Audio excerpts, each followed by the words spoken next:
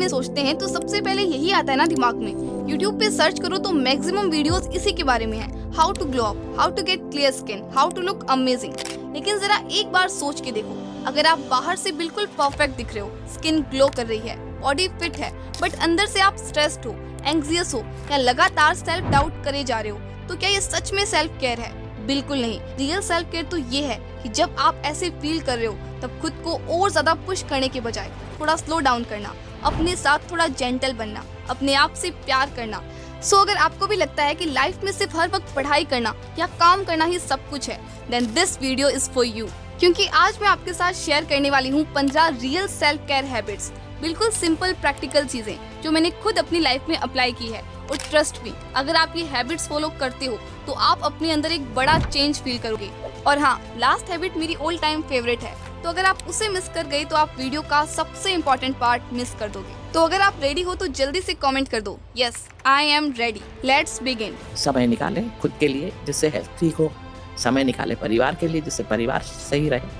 अब वो ना करके सिर्फ पैसा कमाओगे तो नहीं चलेगा। Starting with the first most popular habit which is journaling. सबसे पहले एक सिंपल पीस ऑफ पेपर लो और ऑनेस्टली ये सोचना शुरू करो कि आपको स्ट्रगल कहाँ फील हो रहा है, आपकी वीकनेसेस क्या है, कौन सी चीजें आपको खुश होने से रोक रही है।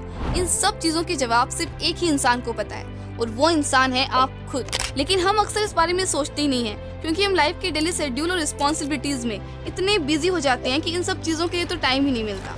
यहीं पे जर्नलिंग आपका सबसे बड़ा दोस्त बन सकता है। जर्नलिंग का कोई सही या गलत तरीका नहीं होता, ये एक ऐसा इमोशनल रिलीज टूल है जो तब काम आता है जब आपका दिन खराब जा रहा हो या आप किसी प्रॉब्लम से गुजर रहे हो और आप बहुत ज्यादा नेगेटिव फील कर रहे हो। आपका जर्नल लिटरली आपका थेरेपिस्ट बन सकता है। ये एक परफेक्ट तरीका है नेगेटिव इमोशंस को बाहर निकालने का, जो आप अपने अंदर दबा के रख रहे हो और जो आपकी वेलनेस और मूड को अफेक्ट कर रहे हैं। तो अपने अंदर की नेगेटिविटी को लिख कर बाहर निकालो। But I also love using journaling to capture the good moments. सिर्फ ग्रेटिट्यूड के लिए नहीं, जो ऑब्वियसली हमारे माइंडसेट और एनर्जी को बेटर करता है, बट ऑल्सो ताकि मैं खुद की लाइफ को डॉक्यूमेंट कर सकूं। जब मैं अपनी लाइफ के अच्छे या बुरे मोमेंट्स लिखती हूँ, तब जब कभी मुझे लो फील होता है तो मैं पिछले पेजेस पढ़कर ये देख पाती हूँ कि ओ मैंने ये अचीव किया था, मैंने वो किया था, और ये इंस्टेंटली मेरे मूड में पॉजिटिव चेंजेस लाता है। तो अगर आपने अभी तक जर्नलिंग ट्राई नहीं किया तो जरूर करके देखिए। It could be the one thing जो आपकी सेल्फ केयर रूटीन को नेक्स्ट लेवल पर ले जाएगी। दीदी हम लिख तो लेंगे, लेकिन अगर वो सब किसी के हाथ लग गया तो हमारा क्या होगा? डोंट वरी, इसका सॉल्यूशन भी है मेरे पास, जो आपको आगे वीडियो में पता चलेगा। लेकिन उससे पहले आपको एक इम्पॉर्टेंट चीज करनी है, doing favours for your future self. मैंने अपने फोन में 2 लिस्ट बनाई है, एक उन चीजों की जो मुझे अच्छा फील कराती है और दूसरी उन चीजों की that make me feel bad और मेरी सेल्फ केयर के लिए बिल्कुल अच्छी नहीं होती है। जब मैंने अपने डेली रूटीन पर फोकस किया तब मुझे रियलाइज हुआ कि बहुत ज्यादा चाय या कॉफी पीने से मैं स्ट्रेस्ड फील करती हूँ, अनहेल्दी खाना खाने से टायर्ड हो जाती हूँ और लेट नाइट जागने से पूरा दिन लेथार्जिक फील होता है। फिर मैंने नोटिस किया कि कुछ ऐसे काम जैसे अपने फेवरेट कपड़े पहनना, एक कप चाय एंजॉय करना, बैडमिंटन खेलना, नेचर वॉक पर जाना, ये सब चीजें मुझे इंस्टेंटली अच्छा फील करवाती है। ये लिस्ट उस वक्त के लिए जब आपका मूड बिल्कुल खराब हो या आप एकदम स्टक फील कर रहे हो, तब आपके पास वो चीजें होंगी जो तुरंत आपकी एनर्जी को बूस्ट कर देगी। बट दीदी हम तो डे टू डे लाइफ में इतने बिजी हो जाते हैं कि हमें सेल्फ केयर रूटीन को फॉलो करने का तो टाइम ही नहीं मिलता। तो सुनो, अगर हम सेल्फ केयर को अपने रूटीन में जल्दी और आसानी से इनकॉर्पोरेट कर ले तो कैसा होगा? Number 1, take a deep breath. सुबह उठते ही या जब कभी आप वॉक कर रहे हो तो एक डीप ब्रीथ लो। ये एक सिंपल बट पावरफुल प्रैक्टिस है जो इंस्टेंटली आपका मूड बेटर कर सकती है। नंबर 2, लिसन समथिंग इंस्पिरेशनल जो आपको एजुकेट करे, मोटिवेट करे, जैसे पॉडकास्ट या ऑडियो बुक या even motivational playlist. Step out for fresh air, थोड़ा बाहर निकलो और फ्रेश हवा को एंजॉय करो। अगर पॉसिबल हो तो अपना फेवरेट स्पोर्ट खेलो या बस एक क्विक वॉक ले लो, इससे आपको बहुत रिफ्रेश्ड फील होगा। Number 4, enjoy the simple moments. ये जरूरी नहीं है कि सेल्फ केयर परफेक्ट और फैंसी दिखे। इट्स एज सिंपल एज एक कप चाय या कॉफी पीना, उस मोमेंट को पूरी तरह फील करना, एक मोमेंट में फुली प्रेजेंट रहना बिना डिस्ट्रैक्शंस के। Number 5, change your perspective. For example, अगर आप ट्रैफिक में फंस गए हो तो फ्रस्ट्रेट होने के बजाय ये सोचो, ओ ग्रेट, अब मुझे पॉडकास्ट सुनने का या बुक पढ़ने का एक्स्ट्रा टाइम मिल गया। ये छोटी सी माइंडसेट शिफ्ट आपको हर सिचुएशन में बेटर फील कराएगी। Number 6, look back at old pictures.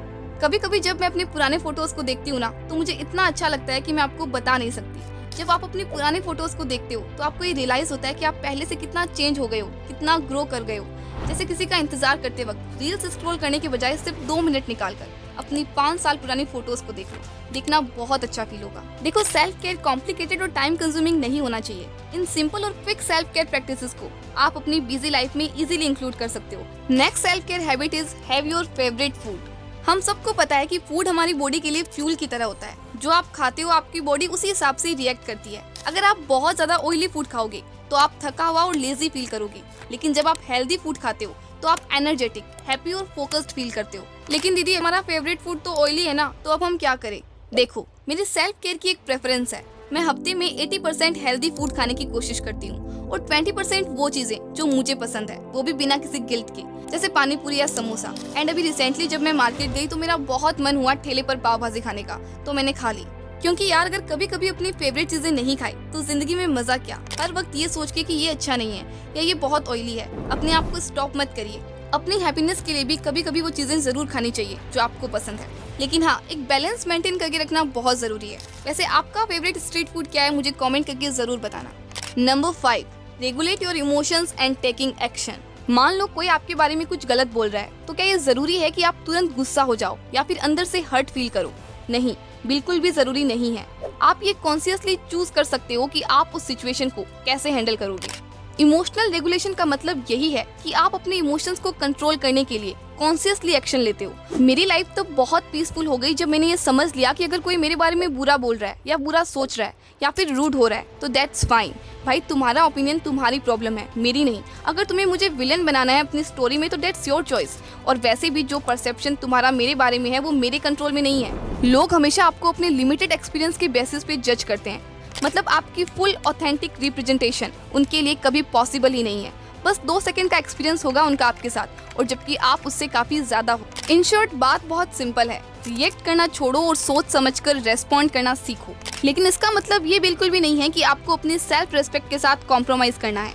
अगर कोई आपको डिसरेस्पेक्ट कर रहा है तो बाउंड्रीज सेट करना और अपने लिए स्टैंड लेना भी उतना ही इम्पोर्टेंट है। अब बात आती है taking action to regulate your emotions, और यहीं पे काम आती है आपकी वो लिस्ट जिसकी बात मैंने स्टार्टिंग में की थी। ये सब एक्टिविटीज बिल्कुल फ्री है, so as compare to repeating those negative emotions कि मुझे बुरा तो लगना ही था, उसने मुझे ऐसा बोला तो अब मैं सिर्फ वो नेगेटिव बातें ही सोचूंगी, भाई ऐसे कैसे बोल दिया मुझको। ऐसे में आप उस नेगेटिविटी में फंस जाते हो जो कभी खत्म नहीं होती। अपने इमोशंस को रिलीज करो, एक्शन लो। नंबर 6, टेक फ्री और। आजकल हम इतनी देर तक स्क्रीन पे टाइम स्पेंड करते हैं, पहले पढ़ाई या काम के लिए और फिर एंटरटेनमेंट के लिए। एंडलेस स्क्रॉलिंग, रील्स देखना या बिंज वॉचिंग शोज, ये सब करते करते हमारे दिमाग और आंखों पे बहुत बुरा असर पड़ता है। आंखें स्क्रीन पे कंटिन्यूअसली देखते हुए स्ट्रेन हो जाती है और फोकस और कंसंट्रेशन भी जीरो हो जाता है। इससे ना सिर्फ हम मेंटली थका हुआ फील करते हैं बल्कि अपनी केयर करना ही भूल जाते हैं। इसीलिए एक टेक फ्री और अपने दिन में जरूर इंक्लूड करो। 1 घंटा बिना किसी टेक्निकल डिवाइस के गुजारो, सिर्फ अपने लिए। जैसे डिसाइड कर लो कि दिन में आप जब भी खाना खाओगे उस टाइम आप फोन यूज नहीं करोगे। आप देखोगे कि आपकी आंखें और माइंड कितना ज्यादा रिलैक्स्ड फील करेंगे। Number 7, write down 3 things you are grateful for. हम अक्सर अपनी लाइफ में बस ये सोचते रहते हैं कि मुझे ये चाहिए, मेरे पास ये क्यों नहीं है, अगर मेरे पास ये होता ना तो मैं बहुत खुश होती। लेकिन आपके पास जो ऑलरेडी है उस पे आप कभी फोकस ही नहीं करते। बहुत बार ऐसा होता है कि जो चीजें आपके पास है वो किसी और का सपना होती है। आपके पास इतनी सारी चीजें हैं जिनके लिए आप ग्रेटफुल हो सकते हो। आपके पेरेंट्स, आपका घर, आपकी बॉडी, आपका माइंड, वो खाना जो आप रोज खाते हो, सब कुछ। So instead of always complaining कि मेरे पास ये क्यों नहीं है, रात को 3 चीजें लिखो जिनके लिए आप सच में ग्रेटफुल हो। क्योंकि जब आप ये प्रैक्टिस करोगे तो आपको पता चलेगा कि आपके पास कितना कुछ है जो आपने कभी नोटिस ही नहीं किया। Number 8, moving slower. जब मैं स्कूल में थी तो हमेशा लेट होती थी, बस पकड़ने के लिए दौड़ती थी, हाथ में लंच बॉक्स, बोतल सब कुछ होता था और उस वक्त मैं बहुत स्ट्रेस्ड फील करती थी। इसका रीजन था मेरी सुबह का जल्दी का रूटीन। जब आप दिन की शुरुआत ही इस तरह से करते हो तो पूरा दिन भी वैसे ही निकलता है। अब मैं क्या करती हूँ, अब मैं सुबह आराम से उठती हूँ, आराम से बैठकर पहले 1 गिलास पानी पीती हूँ, एक्सरसाइज करती हूँ, ग्रेटिट्यूड प्रैक्टिस करती हूँ या कभी मेडिटेशन कर लेती हूँ। मतलब सुबह का पहला आधे से 1 घंटा सिर्फ मेरे लिए होता है। इसका रिजल्ट ये होता है कि मैं रिलैक्स्ड और फ्रेश फील करती हूँ। यूजुअली आप उठते ही काम या शेड्यूल में बिजी हो जाते हो क्योंकि आपको लगता है कि ठीक है, नींद पूरी हो गई, अब सीधा काम शुरू करना है। ऐसे में आपको अपने लिए तो 1 सेकंड भी नहीं मिलता। स्लो होने का मतलब ये नहीं है कि काम ही नहीं करना है, काम करो लेकिन बिना अपने आप को स्ट्रेस दिए और अपने आप को थोड़ा आराम करने की परमिशन दो। मैंने एक वीडियो भी बनाया है मॉर्निंग रूटीन पर जो आप देख सकते हो। Number 9, movement for mental health, not for appearance. Personally मुझे मॉर्निंग वॉक बहुत पसंद है। It's not about weight loss करना या फिट दिखना, बल्कि वो वक्त अपने लिए एंजॉय करना, चाहे वो 30 मिनट्स के लिए हो या फिर सिर्फ 10 मिनट्स के लिए। मेरी एनर्जी पूरी चेंज हो जाती है। अगर मैं एक हफ्ते तक वॉक स्किप कर दूं तो लो एनर्जी फील होने लगती है। अगर किसी को हार्मोनल इम्बैलेंस का प्रॉब्लम है तो उसका असर स्किन, इमोशंस और डेली एनर्जी लेवल्स पर भी पड़ता है। इसीलिए बस थोड़ा सा वर्कआउट या फिजिकल एक्टिविटी, चाहे सुबह करो या शाम को, आपकी मेंटल हेल्थ को बहुत हेल्प करती है। और हाँ, परफेक्ट होने की जरूरत नहीं है, सिर्फ 30 मिनट्स की वॉक भी बहुत है।